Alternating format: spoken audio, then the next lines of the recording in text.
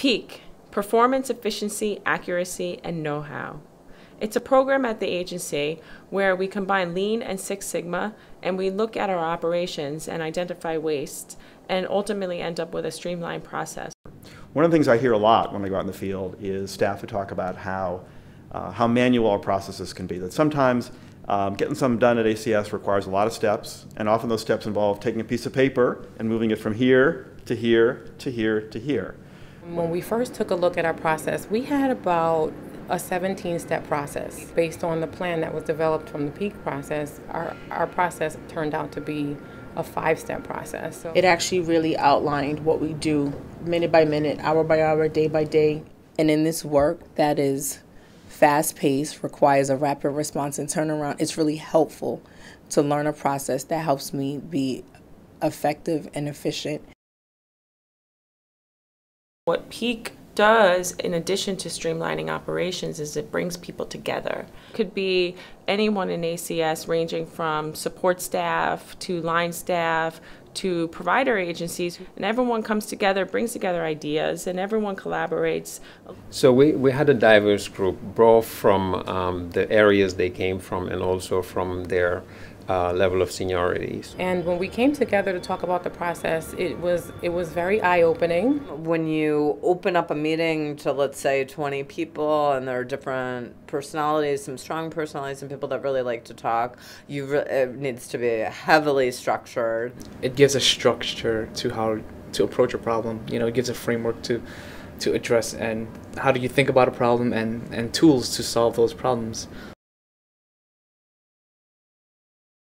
The process begins with leadership sponsoring a project. Throughout the project, leadership provides ongoing support, resources, and continued feedback. That is so key whenever PEAK is happening, that the leadership is 100% supportive and excited about changes because it trickles down. There's huge support on the ACS cabinet, across the cabinet, for this kind of approach. And what's really exciting is it's about building the capacity of staff within ACS. They see their solutions being implemented. And that is so fulfilling. That's definitely an encouragement for me to keep going, and also let my staff know that we're being heard. One of the major goals of Lean Six Sigma is organizational change and transformation. So ACS is gaining a lot of momentum. They've trained over 400 people. I think we've got over 50 green belts now. And now we've trained 7 individuals in the agency to be facilitators. So often you go to class and you learn all kinds of interesting theoretical tools and processes, but you don't get to actually implement and practice them. The structure of having 8 weeks, weekly sessions, 2 hours per session actually really helped a lot. By not condensing it into a 1-week time period, it allows us to learn one segment of the Lean process and then go back and facilitate a group exercise. The direction that I've basically been given is fix it. Okay, I have to fix it. How do I fix it? And where do I start?